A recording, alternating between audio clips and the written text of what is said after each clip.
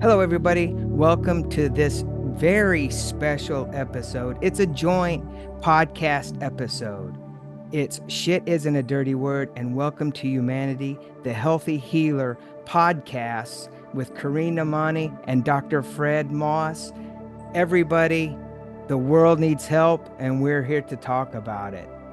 Hello, Dr. Fred. Hello, Karin. Hello, Eric. Hey, how's it going, everybody? Great. Hey, It's great to see you all. It's great to see you. It's great to see you, Dr. Fred, for the second time. I'm so excited for today because you know what? I love the healthy healer. Healthy healer is something unique, which I think, in my opinion, every healer, every therapist should be healthy first before they touch others. So, Exactly. That's the only real way. If you don't know what health is in your own self, then you're not going to be able to provide it for anybody else. It's a lot like love, right? I mean, at the middle of it all, a very a healing conversation surrounds people who are involved in human connection. And so at the heart of all healing is a human connection, and the heart of all healing is love as well. So we have, and at the heart of every human connection is a love as well. So there's an opportunity to really connect with people, whatever that takes, and through that kind of love, really find a healed self, someone who's gone through the trenches, someone who's lived life and actually learned how to heal themselves, and then get the tool set and the blessings that come with that allow people to heal in their presence, right? true. You know what?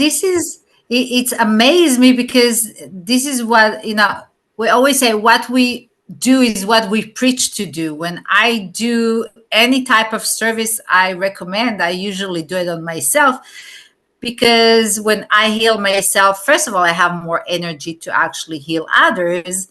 And this is something for other therapists to also understand. This is not mechanical job.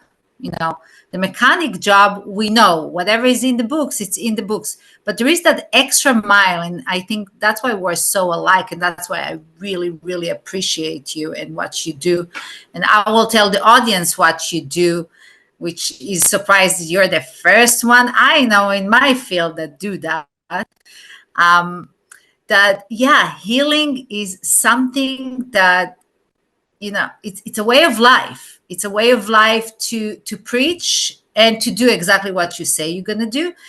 And because there is a lot of the time that we see psychologists that her kids are so needs a psychology, and a massage therapist with a lot of back pain, or colon hydrotherapists that are big and unhealthy. So yes, we have to look at our life as the roadmap to what we heal, to what we can give, the energy. That good energy always will come as a closed circle at the end of the day. And for our audience, I want to say that Dr. Fred is a psychiatrist, right? Yeah. And is taking people out of those meds, or at least help them on their new road to healing, to feel better, even with minimum of medication or without medication at all. But it's possible. And it's rare to see those things, especially in this field, when you only hear people go to the doctor, they prescribe them with something, some medication, and there is always a problem. And it's so refreshing to see someone like yourself that is trying to show that road of healing, like Yeah. real Yeah. healing that comes from you to your patient. This is just an amazing to me. Well, I appreciate that. And really, this is a lot of what we're both doing. We're both just cleaning people out. I mean, that's what it comes down to. We're leaving them with their truest self. We're leaving them with what's there to begin with. We're leaving them to rediscover what's at the core. What is at the center? What is real? What is authentic? What did, maybe you could say, what did God put you on the earth to become? He didn't put you on the earth to take psychiatric medicine. I'm just saying. There's no way True. that you did not land on the planet so that you could begin some psychiatric medicine because he made some sort of mistake. That is not how this went. In fact, you are who you are exactly as you are. And it's possible, just possible, that there's nothing wrong with you. That just because you're upset or angry or sad or afraid or scattered, or maybe you don't, know which direction to go, or maybe your mind is moving too fast, or you don't feel good in social environments, or you have something that happened in the past that you can't shake, or maybe you just have trouble looking in the mirror, and maybe you have trouble with something you're calling voices, which we all have, by the way. Every one of us, including you and me, we all have voices. But if we're sophisticated, we call it intuition. If we're not sophisticated and we say, I heard a voice, that's when you walk into the emergency room, and if you look at the right part and you have the right insurance, they will treat you as if you're psychotic, as if hearing voices is something odd. But the truth is, we're all listening to voices the whole time. Let me show you how that works. Let's just be silent for a while. Now, let's try to turn off that voice. The voice that's saying right now, you can't turn me off. Or the voice that's saying, what's he doing? He's trying to turn off my voice. I don't even know. I don't even have voices. That's what I'm talking about. That voice is always there. You always have a voice, and you always have a voice in your head. And people get so nervous about it when people walk into the emergency room saying they're hearing voices, that it's something different. Here's the thing. The medicines that we give for these conditions frequently make the condition much worse. So they induce, or they perpetuate, or they increase, or they sometimes even cause the symptoms they're marketed to treat. But they don't just do that, Karin, do they? They do other things too. They mess with our body. They sit in our colon. They're undigestible.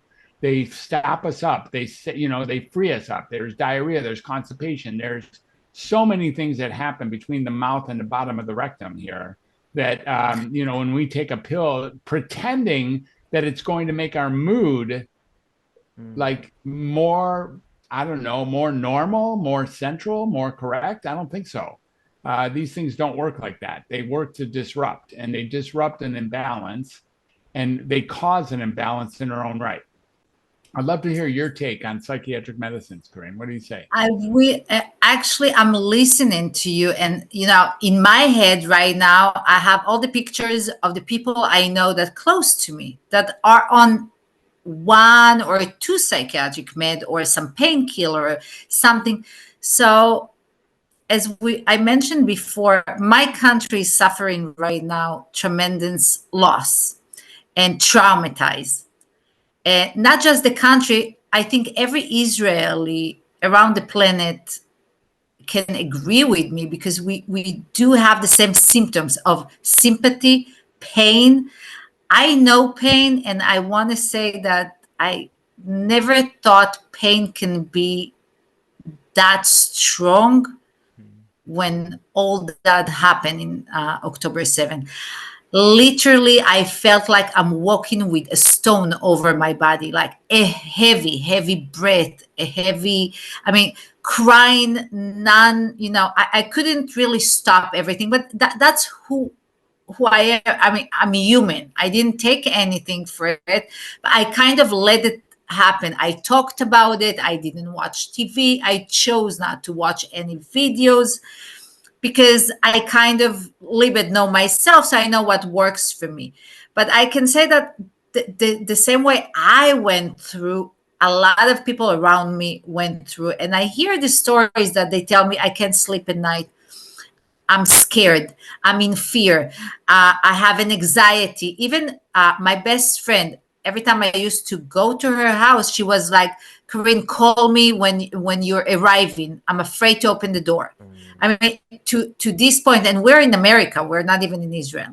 But it was to this point that the human body, the emotions are so strong. And this is why I wanted to hear you, and taking it to the psychiatric meds. I think that every psychiatric med is, when we take it, it's just numbing one part in our body. So it can numb our emotion. It can numb that headaches. When people say headache, sometimes it's just the pulse because we feel it, or the heartbeat, that we feel it.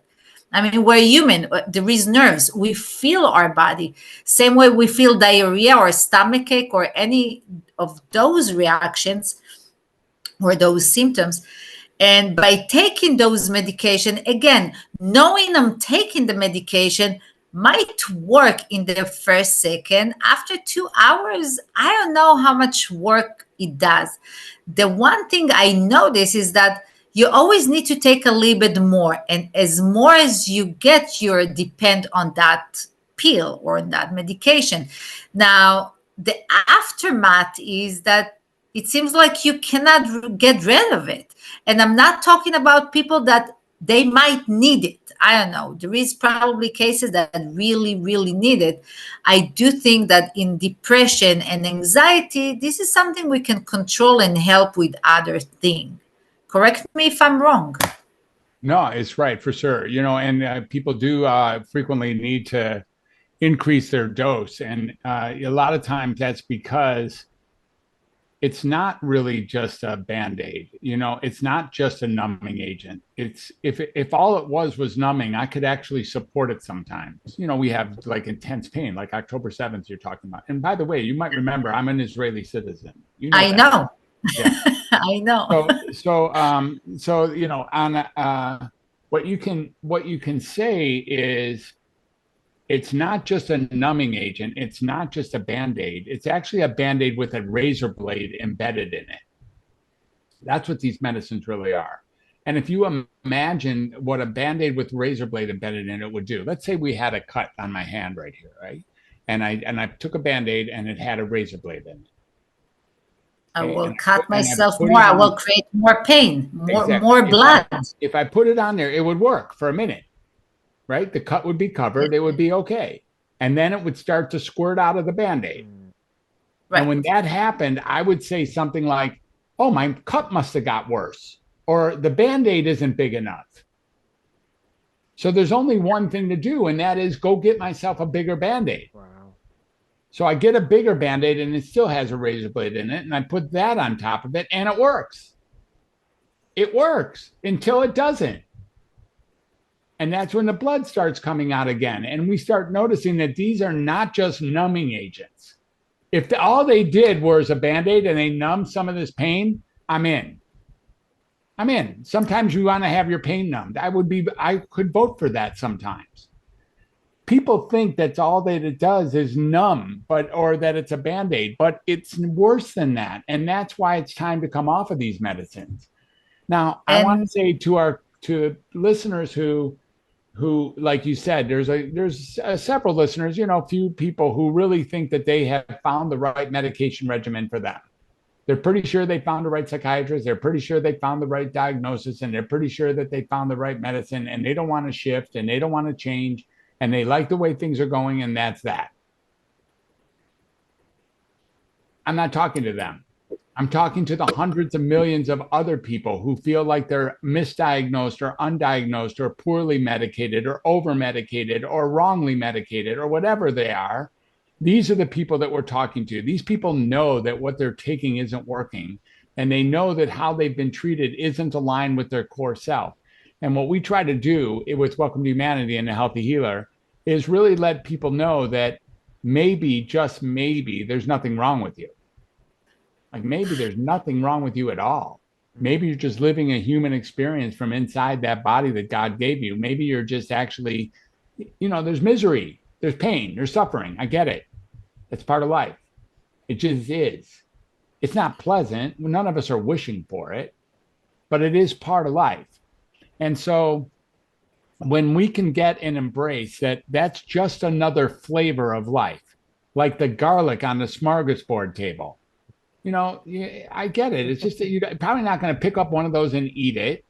This doesn't taste that good. Or a lemon, you're probably not going to pick up a lemon and bite into it. It's just, there's some things that are, good tasting and some things that are not. And there's some experiences that are pleasant and some experiences that are not. And so what we try to do is really get people to see that maybe there's nothing wrong with you at all.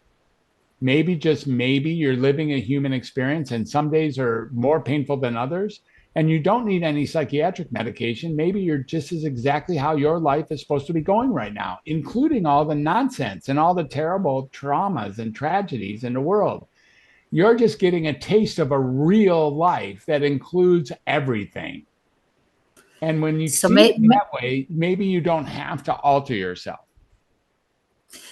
So maybe the PR to all those medication, because when I say numbing, it's because that's how 99% of the population understand that it's just helping to make your life a little bit easier, because that's how they sell those things.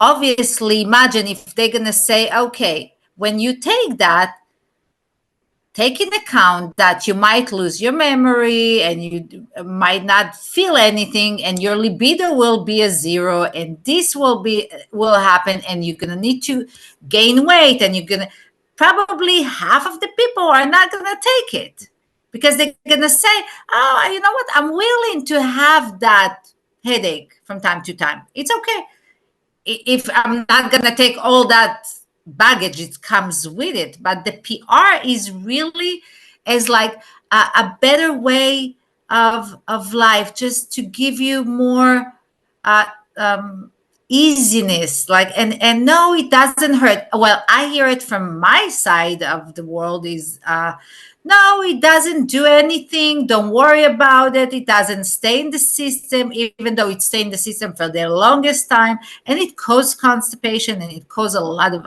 other problems that people are not aware, especially with the nervous system, because the nervous system is something that you can't really control. It's not like a remote control. I'm pressing on buttons, and sometimes there is buttons that you don't want to press, because that's when everything comes up just in magnifying glass, and that's how people are more afraid of the outcome if they're not going to use the medication. And I must say that most of the doctor are put a lot of fear in the patient. Like, if you're not gonna take it, so you're gonna start to feel this and the heartbeat. It's okay to feel a heartbeat, just take a deep breath. It's okay to feel alone. Maybe have some friend around. It's okay to feel lonely. Maybe start to approach for love yourself, do something, breathing, running. There is so many other things, but as like you mentioned before, yeah, there is things the way they are, we don't really like them. When people come to see me, they know it's going to be uncomfortable, procedure for 45 minutes, and I say 45 minutes, maybe it's not going to be the highlights of your life. But after those 45 minutes, you're going to forget all about that discomfort, because you're going to feel good.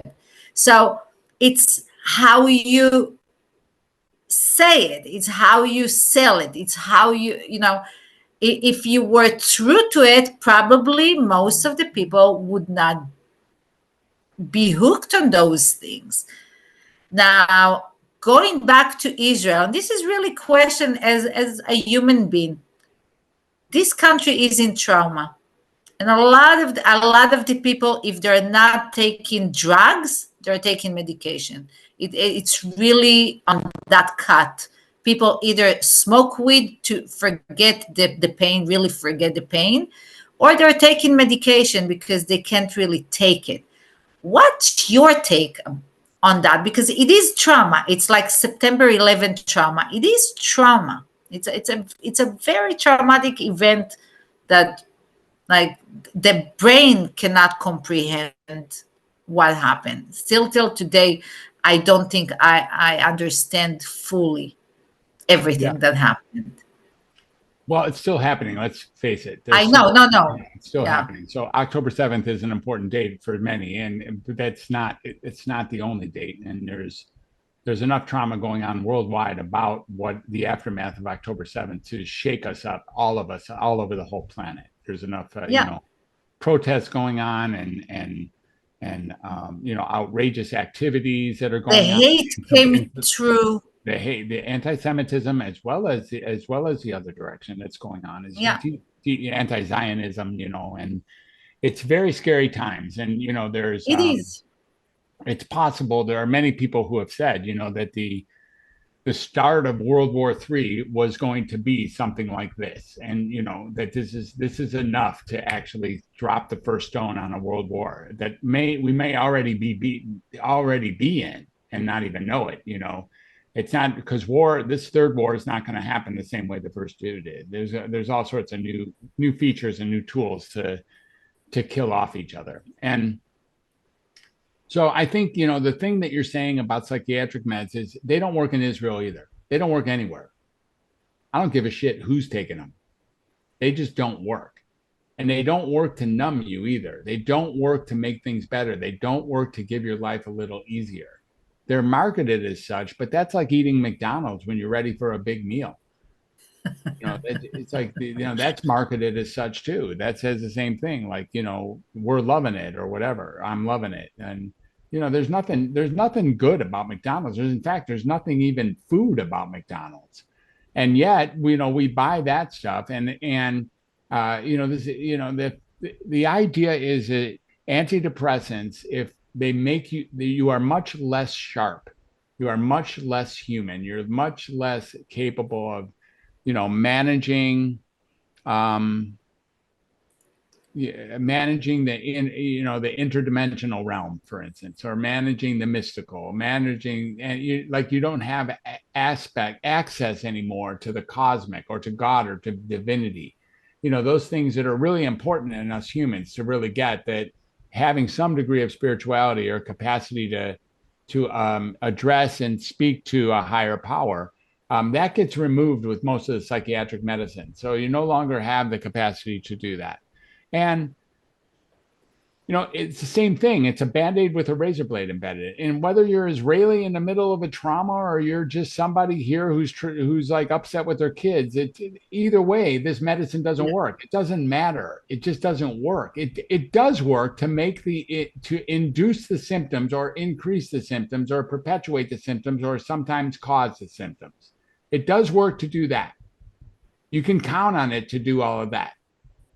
But as far as like underhandedly making life easier, no, that's not what's happening at all. It's actually making life worse. And what people would say, what ends up happening, you're depressed. You're depressed because you know somebody who got killed in the massacre. Okay.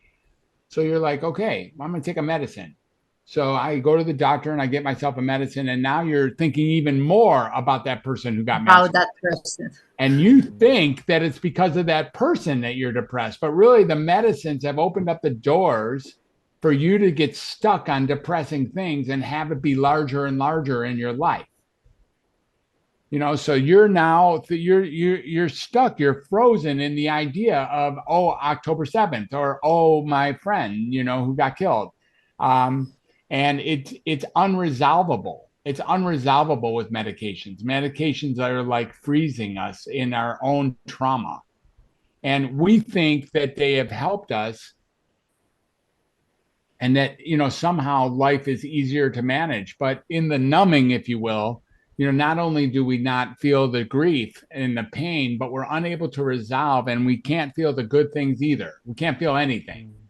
But in the meantime, it gets worse. In the meantime, our depression actually gets worse if we take antidepressants, and our anxiety gets worse if we take anti-anxiety agents, and our psychosis, if there's such a thing, gets worse if we take antipsychotic medication. So let me jump in here. This is very fascinating to hear you guys both speak on this. Yeah. And so so you're saying these antidepressants and these medications actually magnify the thing that we're trying to avoid. That's right. The thing that they're going to a therapist for, the medicine or the medication is actually magnifying that issue or those issues to keep that. Yes, Larry. And that's why they come to me. And this is, again, not all the therapists are working like I do work, but I guess that's the bonus of it. Because when I work on a person, one of the things that I'm working very deep is to release all those emotions, to release all that past, to release all that memory, if it's past memory, present memory, future memory, but to release all those changes that person has. And it's amazing. I can give like an example from this morning. I had a client that came, and he was on a 4-day water fast, didn't eat, didn't do anything. I mean, you would assume not a lot will come out from that person, right? He didn't eat. Well, so much came out. And the minute I started to, I mean, he mentioned that he want to change profession, and he's very on the healing side. And the minute I say it's okay, just let it go. It's like a validation. It's okay. Let it go. Whatever you work on yourself, like let it go. That same minute, he started to release like crazy. And it was fascinating even to see that one word trigger emotion, trigger memory. A lot of the time when I talk about rape, because I have those clients as well, that same exact moment that we're talking about, that memory of releasing that pain, and you can actually see the physical is like releasing of that shit basically, but also tears, and it's a relief. And it's amazing how those things work, because Dr. Fred, you said it before, healing, or the true healing, start from inside out. It doesn't go the opposite way. So we first need to climb our way up, and healing our inside, our gut, our health, our wealth, our well-being. And also be aware that every pain we have, it's real pain, and it's part of us. Like if we have pain in our back, it's part of us. Let's see what can we do to ease it on ourselves. But we have to also do something, not just say, oh, I have, so okay, I accept that pain. No, we don't have to accept that. I mean, we accept the fact we have pain, but we can do so much to help us, because sometimes that pain comes from very deep emotions and memories than just muscles, or just other physical thing. Yeah. And exactly. That is the challenge, I think, that me and Dr. Fred have, is that challenge to bring a person to, first of all, admit that he does have that memory or this emotion, and let's work on it, and that it's okay to work on that emotion and actually take it out. And the past should live in the past. We have to live in present. We have to acknowledge and understand we cannot live in past. Mm-hmm. And this is another thing that many doctors don't even hear the client. I'm not even going there, but they don't even hear the story, Yeah. till someone like us that is true believer in healing. First of all, to healing is healing, not healing like to feel healthy, to feel radiant, to actually support someone. How can we support someone else if our soul is so broken? That is really hard for me to even comprehend, or Mm-hmm. Yeah. it's not a good example anyway. Mm-hmm. Yeah, whether we're coming at it from from the top end to from the brain, or the bottom end to the colon, and everything in between, or it's where our organs are, it's where our heart is, everything, it's where, everything in between our head and our colon, and the release is where the action can be. And, this is the thing, is that we can get in touch with that. This is a incredible piece of equipment that we've been given called a body, and it does come with pain. But it also comes with a soul that's occupying the body. And so, when we can tap that soul by connecting with it and having that person get that, again, maybe somebody actually gets them, maybe somebody's resonating with them, maybe somebody understands, or, can feel them and see them for who they are and hear them for who they are. I have noticed time and time again that when I connect with another person, there's healing that takes place. And it's not just over there, it's over here as well. It's in the space. The connection of another For human sure. creates healing. Yeah. For sure, we need more therapists, more people like us that connect healing, that connect with people. At the end, it's not just a slogan. Love is a connection, because love is the soul, is the emotion, it's the healing. Love is healing. I mean, touch is healing. Touching someone, actually see them, is healing. It's 90% of the healing when you touch someone, when you hug someone. It's like it brings a smile. So as I always tell, at least my client, be happy when you wake up in the morning and you feel the joint and you feel that pain, because that means those organs are working, you know? Exactly. Yeah. Yeah. Embrace it all, right? Like just get that every piece of it is part of life. Because nothing is perfect. And a lot of people aiming for perfection. And we need to realize that there is no such a thing, perfection. You know, on at least the AKG, when the line goes like up and down, that means everything is vibrant, everything is alive, things are cooperating with each other. But when the line is static one, it's dead. That's when every single thing is perfect. So perfectly, Yeah. nothing works. Yeah. Exactly. Dr. Fred and Karin, obviously, like you guys are really two peas in a pod, because Dr. Fred, you deal with, like, I think, and I'll ask you what you actually do, but to a normal person looking on the outside, watching you too, Dr. Fred, you deal with, it seems like, the head and the emotional aspect. And Karin, you deal with the colon and the emotional aspect, right? And it all kind of fuses into one. But Dr. Fred, how do you approach, cuz I think there's probably not a whole lot of psychiatrists or doctors that have your viewpoint. How do you approach, like, not like talking to clients, and how do you deal with clients, I guess, is the Yeah, I question. mean, I think the idea is to see the client as a whole, complete, and perfect person all the time, 100% of the time. There's nothing wrong with them. There's no psychiatric disorder there at all, ever. So I never see anybody with a psychiatric disorder.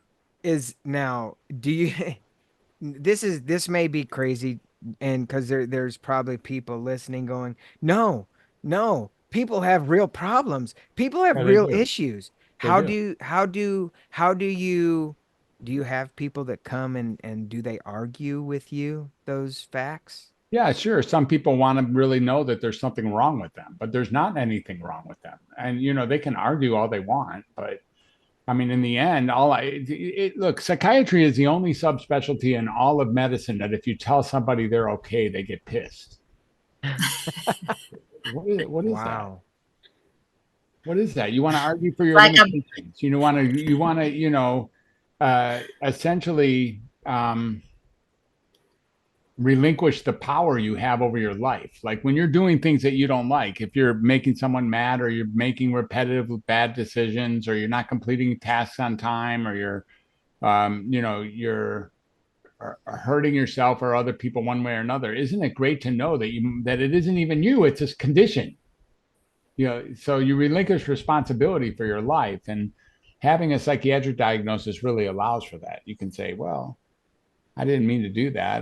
That's my ADHD, or I didn't mean to do that. That's my generalized anxiety. I didn't mean to do that. I got post-traumatic stress disorder. I didn't mean to do that. I'm a narcissist. I didn't mean to do that because I got Asperger's syndrome, or I got social anxiety, or I got major depression, bipolar disorder, schizophrenia. And we use those diagnoses to help us explain why we're less perfect than we think we should be. And the truth is, we're less perfect than we think we should be because we're human. Every one of us is less perfect than we think we should be.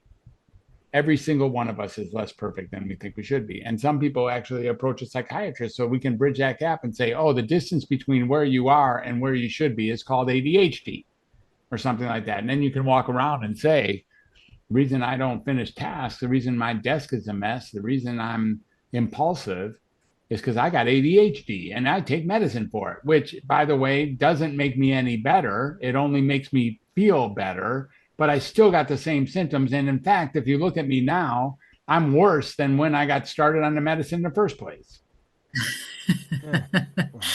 Yeah, which brings me to this amazing quote someone told me, when a person doesn't look at itself as a whole, you always, missing something. And how many of us wants to admit we're not whole, where we have like a missing part, or something is wrong with us, or we're defective, like this is not like a perfect creature. How many can admit that this is who they are, that I didn't finish because I'm freaking lazy. I didn't do that because I'm a little bit slower. And you know what? That's okay. So we can do that phase slower. And if I don't remember, it's maybe because I don't have a great memory. You know what? Not everybody have great memory. Yeah, It's like, and but memory is completely overrated. Completely overrated. I know, Completely and but totally overrated. You know what you remember about something, there's about a million things going on at this very moment, and you choose what to remember. And then you create some sort of thread, and that's what you call your memory, as if it's accurate. You can only speak to one thing at a time, and Lord knows there's, I don't know, thousands of things going on in any given second. You can pick anything you want to call your memory. And memory doesn't even prove anything. It's a story that you're telling yourself about what your past experience was. It's completely and always inaccurate. yeah, and again, what brings us to put our problem on something else. Well, if I don't want to admit I'm that screwed up, I mean, it's because of something, because it's much easier to put our problem on something else, like he doesn't love me, or he wants it. It's because he didn't do, not because I'm not okay or I did something wrong. It's always much easier to place our problem on medication or on condition. This is, I'm big, I'm fat, not because I'm eating at midnight a lot of snacks. It's because my metabolism is slow, or because I inherited something. But Right. maybe it's about time we can admit that, yes, we are human, and it's okay to feel the way we feel. It's okay to act the way we act. It's okay to have the consequences of our life because the way we act. And it's about time to take control in our life instead of giving control on some substance that doesn't do a lot, actually makes it sometimes worse. Exactly. As you say. So, Is it and personal I know what's going to responsibility? be the next subject. What? Say that again. What? Oh, I was just going to ask, is it personal responsibility? Does it is it as simple as that? Obviously, if it comes down to, Of what course. you, Kareen, and Dr. Fred are talking about is it personal responsibility and owning up to the fact that you know obviously we're not perfect, and we're overburdened, overstressed, overworked, and it's just you have to step up and you have to know how is it important to know how you operate, like me Yes. internally, people internally. Laurie, let me give you some intake. Our body is amazing machine. It's the most sophisticated machine God created. We people screw it over and over and over. And we always forget that we need to live in this house that we call body. We only do makeover on the outside. we don't really go to the inside, because you know what, the inside is always more scary, more, who wants to deal with problem, right? If I have wrinkles, I'll do Botox. If there is some, if I have some fat, I'll take Ozempic. They don't, I mean, you don't think that by doing just that makeover on the outside doesn't do anything from the inside. And as long as we still have that problem from the inside, it will come outside eventually. So it will come in many phases. Now, our body, as like I said, a great machine, will give us a lot of signals for years. So we have the choice to control, and to actually control, meaning listen to it and listen to those signs and actually do something about it. But if you look around, how many of your friends, when they have sore throat, they will go to the doctor? Not a lot, maybe 50%. How many people, when they have constipation for 3 days straight, and then a little bit they're going to use the restroom, and then they will have constipation for another week, will ask themselves, something is wrong? Obviously something is wrong, but for them it's okay. Why? Because the pattern repeats, right? It's like a 3 days off, 3 days off, 3 days off. It's a repeat. And then they will say something like, it's running my family. Why? Because your mom was an idiot like you and didn't listen to the symptoms. It's like that's another running in the family. And there is also emotions that run in the family. Those people that don't express themselves and just holding and holding and holding. Yes, it's constipation at the end of the day, but our body gives signals. So also, when you hear that someone has like a disease and he died 3 months after, it's not because he had a disease and he died 3 months after. It's because it's been in his system for 3 years. He didn't listen to it. He never went to the doctor, maybe to even do a blood test to check his vitamins level, and then he died. Then when things went really worse, that's when your body is already, okay, Houston, we got a problem. When there is bleeding, that means your body already gave you everything possible. So yes, you always have the choice. We're a smart creature. We have the choice to choose good or bad. We have the choice to go to the psychiatrist, listen, and say, something? Maybe those voices, maybe that headaches is because I'm, using my brain too much to think about problems. Because something, I'm not working. I have so much free time in my hand. I have free time to think about the worst thing possible. Yeah, that's a choice. So yes, you have the choice to control, and you have the choice to make the right decisions. Yeah, definitely. Right, Dr. Fred? Yeah, you do have a choice, and this is the kind of thing you have there's a lot of different ways to manage discomfort, and one of them is to take responsibility for it. And I'm not sure that I think going to a doctor is such a good idea most of the time. I think it's actually a pretty poor idea to head on to a doctor, or to go to the hospital, or to go to even to the emergency room. I think that starts a cascade of trouble in most cases, and actually, of course, tends to maybe make things worse. But there's a way of finding doctors like Karin or I, and where you can address these things in a humane way and get on the other side for true healing. Yeah. And I have the next subject for our next podcast is medication and kids, because these become a very big deal. Like it seems to be. I'm not that old. I'm only 48, but in my days, HD HD wasn't that.